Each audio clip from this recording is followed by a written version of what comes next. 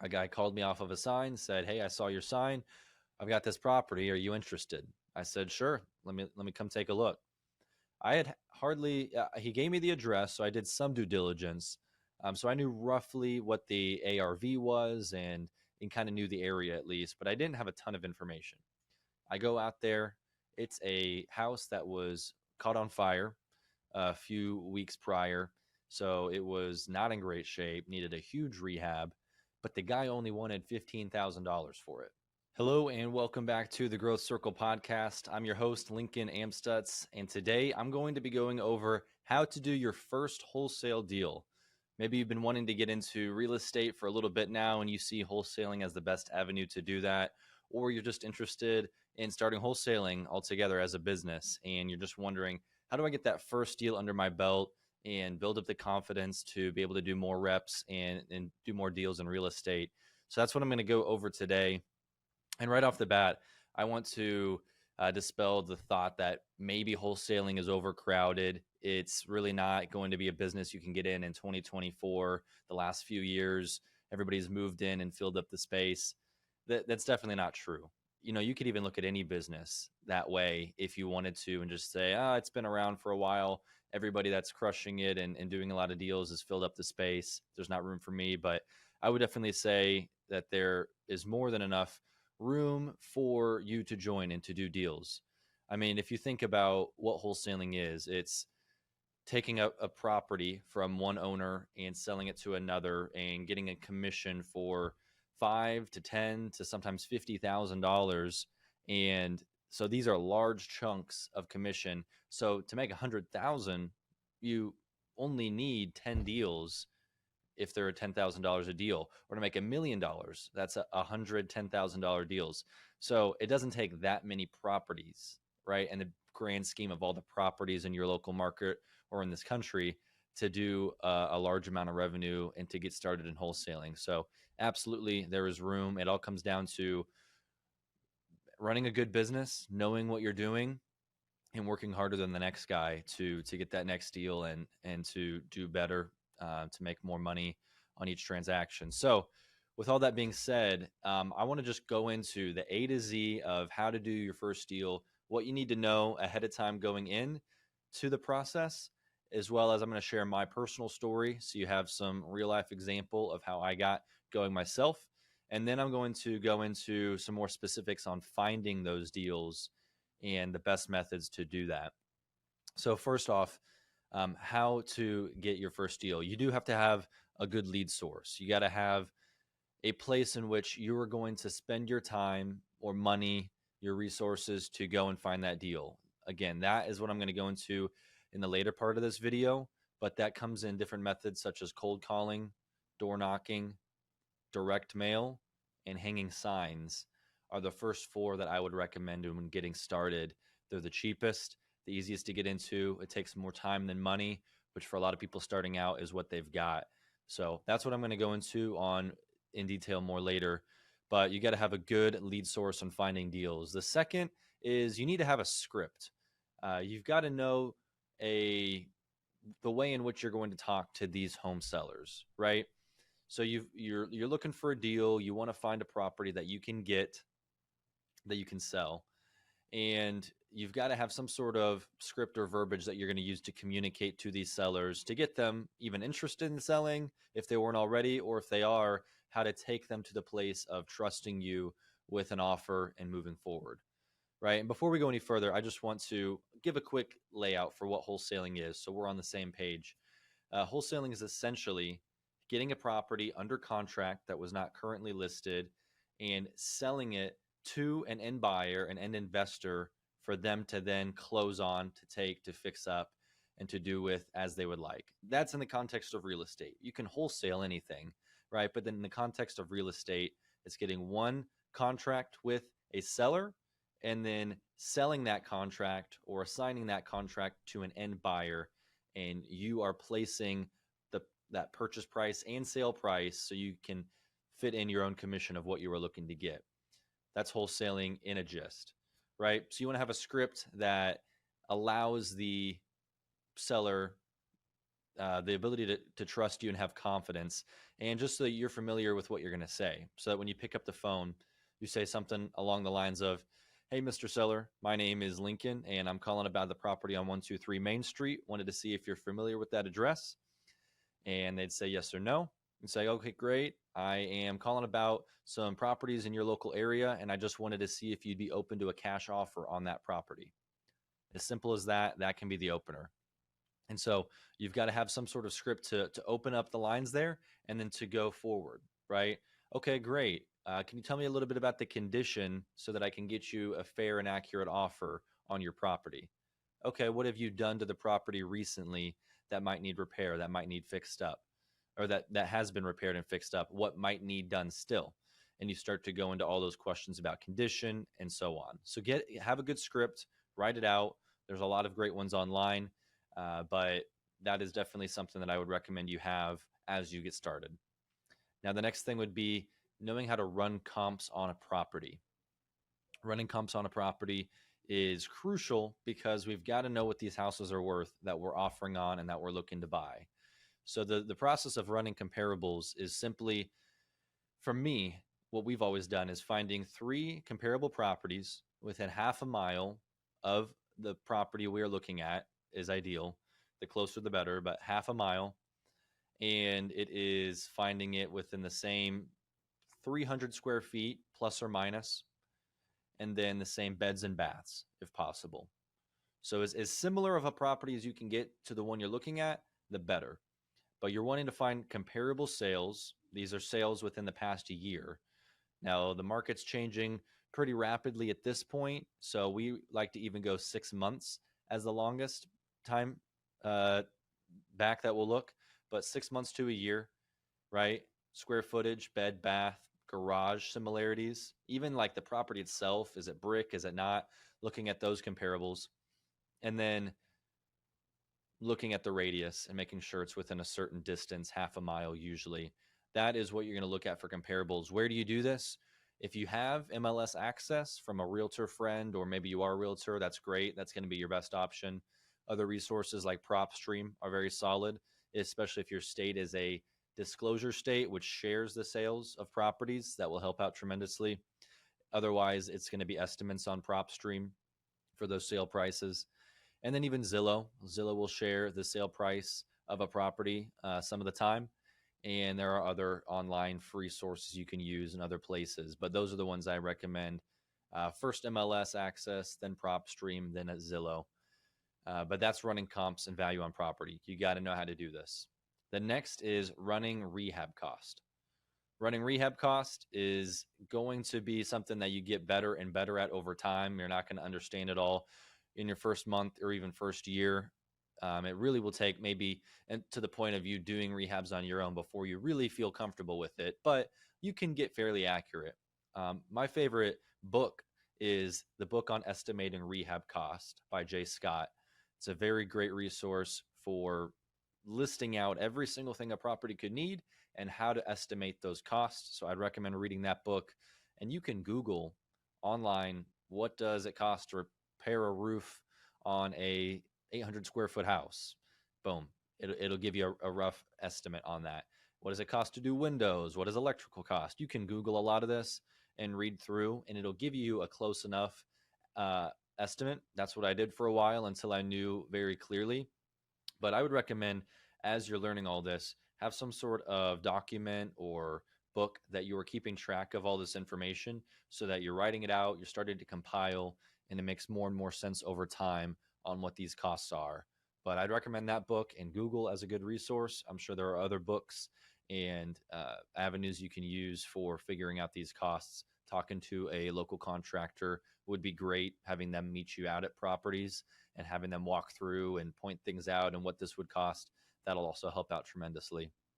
So that is running rehab cost. Got to know. Next is know what to offer and how to offer. Okay, so you're at the point of you've been looking for leads, you got your lead source, you have a script, you're talking to the seller. Okay, now you got this property, you're running a value on it, you're running rehab cost on it, maybe you've already seen it. You're at the point now of your offer. Okay, And what this comes down to is a formula. And the formula is going to look something like this. It'll depend on how rough the condition of the property is. Is it in a good location? And how's the market in general? But based off of those factors, you're going to look at the after repair value of the property, ARV, and then you're going to usually leave a 25% margin on that deal. 25 to 30% is what I recommend right now. If it's a hotter market or it doesn't need much work or a better location, maybe even a 20% margin, but the more work or the less desirable, the more margin you need. I'd recommend, say, 25% margin. So ARV is 100,000, 25% margin takes you to 75,000, and then you're going to subtract those rehab costs. So 75,000, say it's a $25,000 rehab, you're at 50. And then after your rehab cost comes your wholesale fee. Now this can be whatever you want. It can be as little as a few grand. It can be as much as 20 grand, whatever you can afford in your market and what makes sense on that deal. I'd recommend always starting with about $10,000 if possible. That way you have some negotiation room when you go to sell the property, or in case you missed anything on the inspection, rehab costs. So if we're at 50,000 in this example, 10,000 less for our wholesale fee puts us at 40, and that is what we call our MAO, max allowable offer. That is the max that you should offer for this property and be willing to pay. So that means your starting price, your starting offer needs to be below that. Say 32, 36,000, wherever you think is reasonable, or based off of where that seller has stated they would like to sell the property. Depends on how far down I would start. But I would always start down 5,000 or so, maybe down even 10,000. So that's going to be the breakdown of how to make your offer, or what your offer should be. And you're going to go about it in just basically stating your benefit as a wholesaler, because there are all kinds of people that want to list their property. But what are you doing? You're offering to buy their property, if you truly are and are truly capable of purchasing it, even if you can't find someone to buy it from yourself. But that's what we're offering is I will guaranteed buy your property with a quick timeline of 2 to 4 weeks. I'm going to do it without any inspections, any appraisals, and I'm going to make it completely as it is. You don't have to touch it at all.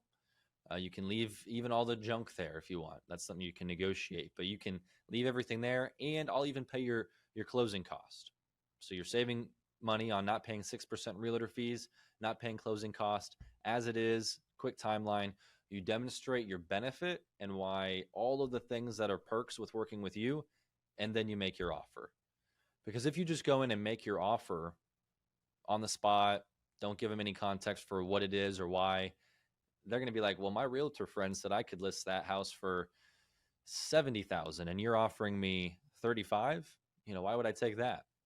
But then if you were to set the stage and show them all of the benefits you're providing, and then after 70,000, if that's what your realtor's listing it at, by the time somebody negotiates, they ask for repairs on that property, money you have to spend, you're paying 6% to your agent, you're paying 2% in closing cost. That's actually going to be a lot closer to our offer anyways, and it may sit on the market and not even sell. All right, so you got to demonstrate all of these things to the seller. That way they know that there's a benefit to working with you, because these are going to be lower offers some of the time, depending on the condition of the property and the setup, but they need to see what we're offering. So that's how to offer and knowing what to offer. You need to have a contract ready. This isn't necessarily the most important thing, because you can go and find one online fairly easy. There's good websites like eForms or Rocket Lawyer that'll allow you to set up a contract for a purchase of a property. Or you could even maybe get one from your local title company or another investor that you know. But have a contract ready for purchase, and then have the same exact contract, except changing the wording a little bit, for the sale whenever you're selling the property to an end buyer. Or, so that's a double close, purchase it and sell it, same contract, different buyer and seller, of course, on each. Or you can do an assignment of contract, which is kind of a more pure wholesale, where you have your initial contract to purchase, and then you have an assignment contract for that end buyer. Either way works. I do a double close because it doesn't allow that end buyer to know what we are making on the wholesale fee, because they're two completely separate transactions, versus an assignment that end buyer can see what we are making because they're connected. So that's just a preference thing, but you can do a double close or assignment, have those agreements of a purchase agreement, pretty simple, and an assignment agreement. That's what you need. And then the next is going to be have a title company.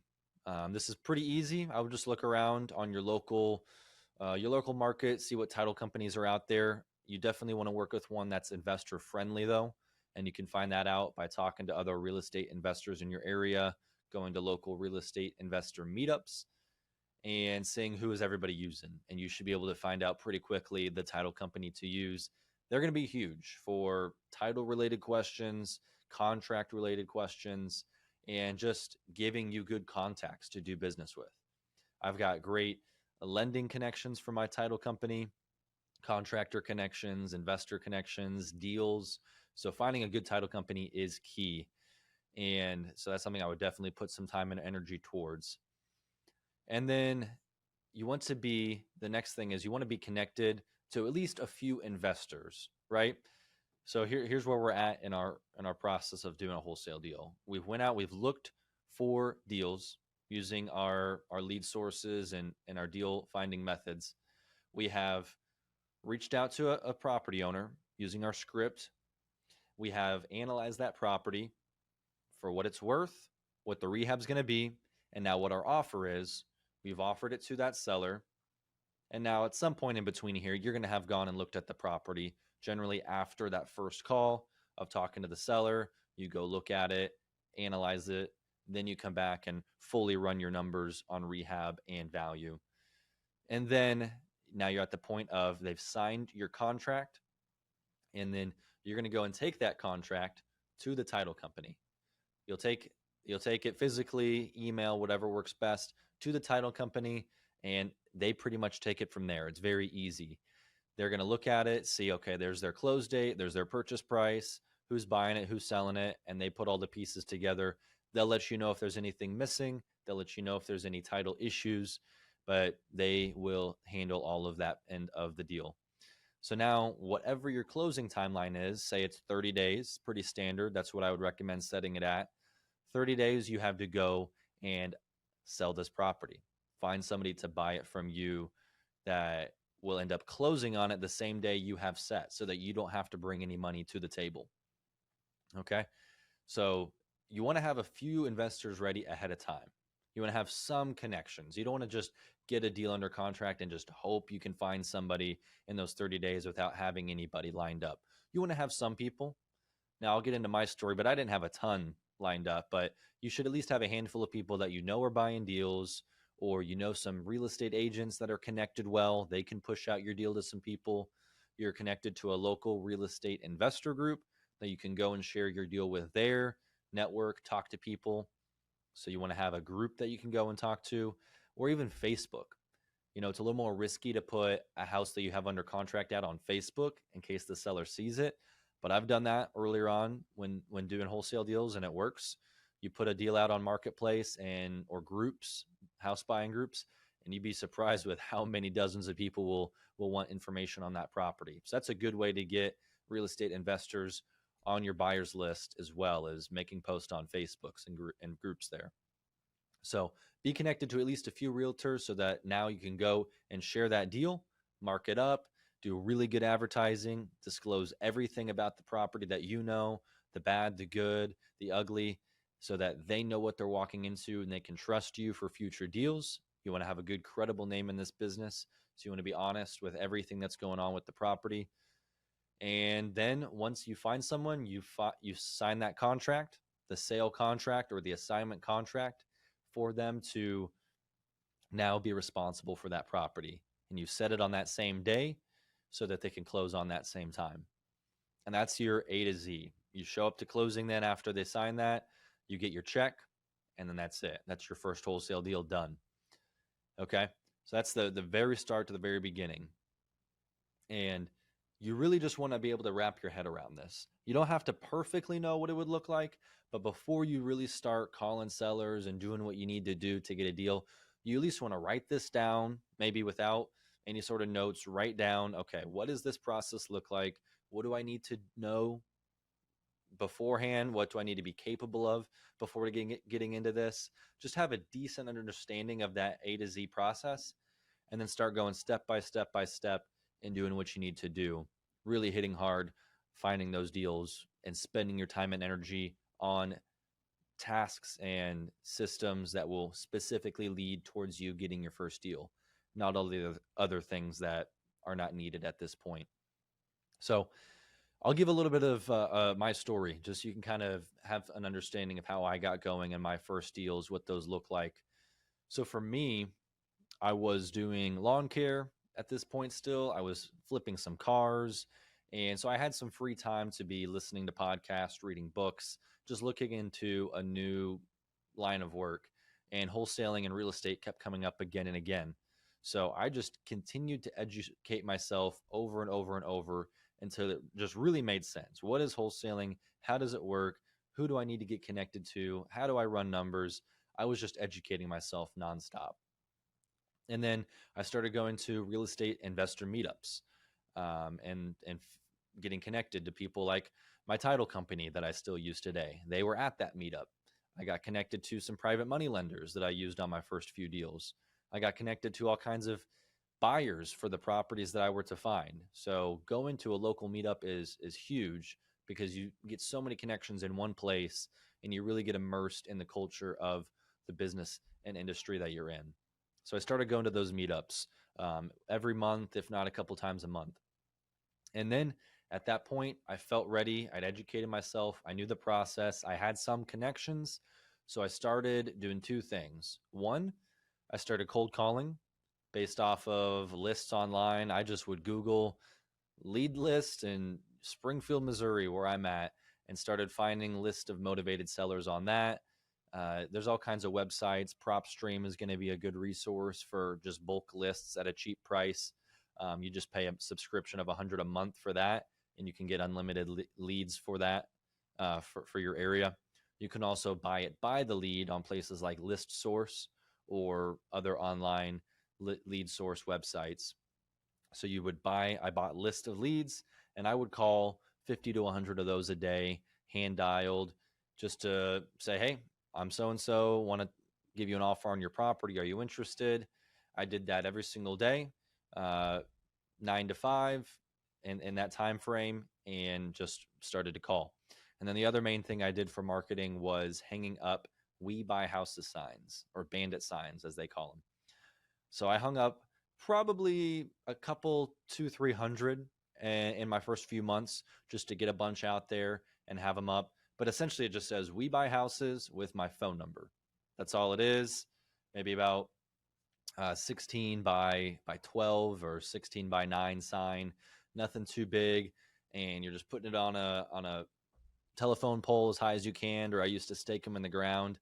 And that is actually where I got my first two deals from, were those "We Buy Houses" signs. So I know they're not maybe as highly looked upon as a marketing method, but they still work, and we still put them up occasionally nowadays. And that's where I got my first couple of deals. The first one, a guy called me off of a sign, said, hey, I saw your sign. I've got this property. Are you interested? I said, sure. Let me come take a look. I had hardly, he gave me the address, so I did some due diligence. So I knew roughly what the ARV was, and kind of knew the area at least, but I didn't have a ton of information. I go out there. It's a house that was caught on fire a few weeks prior. So it was not in great shape, needed a huge rehab, but the guy only wanted $15,000 for it.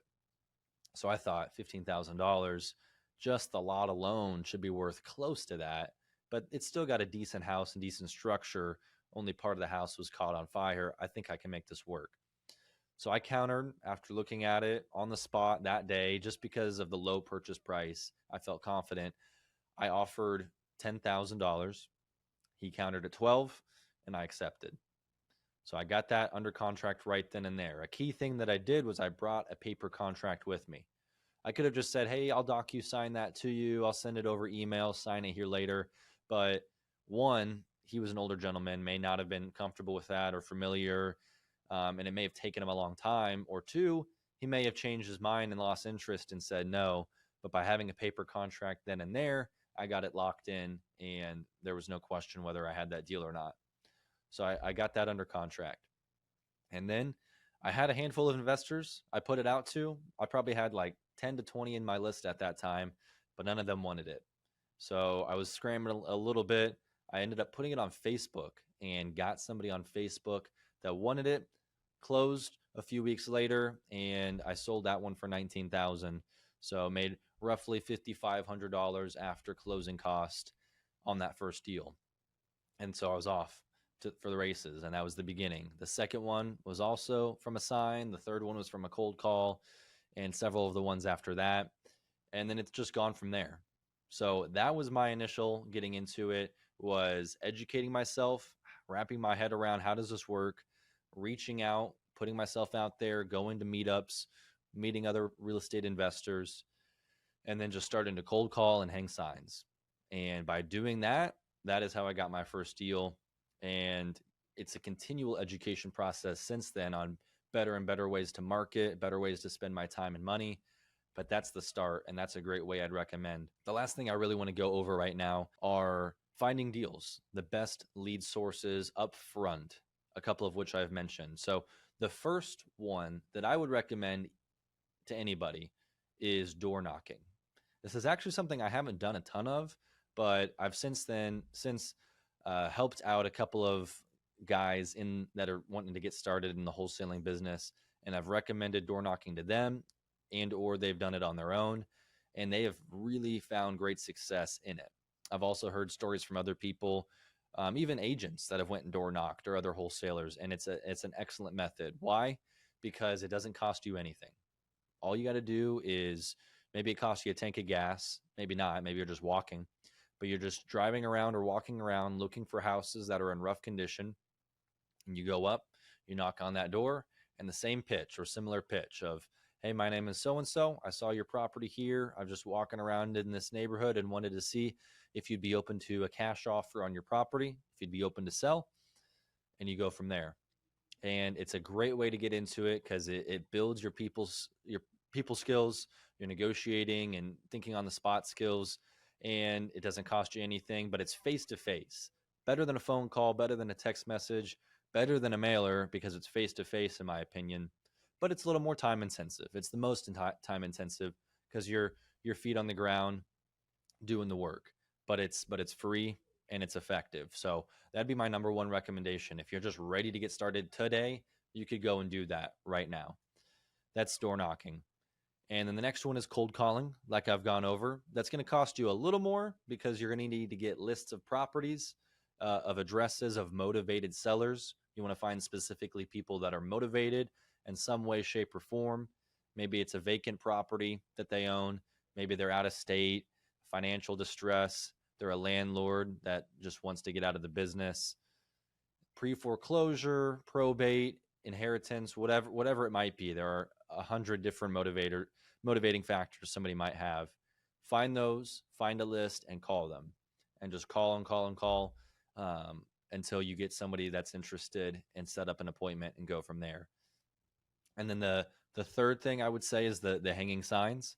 That's going to start to get a little bit more costly. The signs that I ordered back in the day and that we still order today are about $1.50 a sign. So you need that. You need some hammer and nails and gas to drive around. So it's not too expensive, especially if you're doing it all yourself, but it can be very effective. That's hanging signs. And then the fourth is direct mail or mailers. This can be as inexpensive or as expensive as you want it to be, but at minimum, you got your paper and your stamp, and you're mailing somebody a handwritten card, handwritten letter of, hey, my name is so-and-so, I want to buy your property. And you can do that to all of these houses you've been driving around looking at that are in rough shape. This is another great method that doesn't take a lot of money to get in, but can be more time intensive. Or if you've got more money to spend and you want to put a few hundred or a few $1,000s at it, there are plenty of great resources online. Ballpoint marketing is a great one for direct mailers that I would recommend if you're wanting to spend money rather than time to get those out. But that is the list of 4 that I recommend. And those are all going to be more time intensive generally, depending on how involved you want to be, rather than money intensive. And that's for you guys who are just now starting out and may not have the resources that you will later. So that's door knocking, cold calling, hanging signs, and direct mail. And then you can get into other lead sources later, like online marketing, radio, billboards, and the rest that are more brand focused or more general marketing. But that is what I've got for you guys on the A to Z of how to do your first wholesale deal. Know your lead source, your marketing method, where you're going to find these deals, how you're going to talk to people. Know the general layout of the process of A to Z. How is this going to work? Get your script, get your numbers correct, get connected to people, and just be willing to take risks. Because at the end of the day, it does take risk to be in this business, but the reward is definitely there if you know what you're doing and you just build up over time into getting into these deals. That's it for today. Thank you guys so much for tuning in on this. Hopefully it was helpful and gave you some value. If so, please share it with somebody who would love to hear. Leave us a 5-star review online for this podcast, and I will catch you on the next one. Thanks.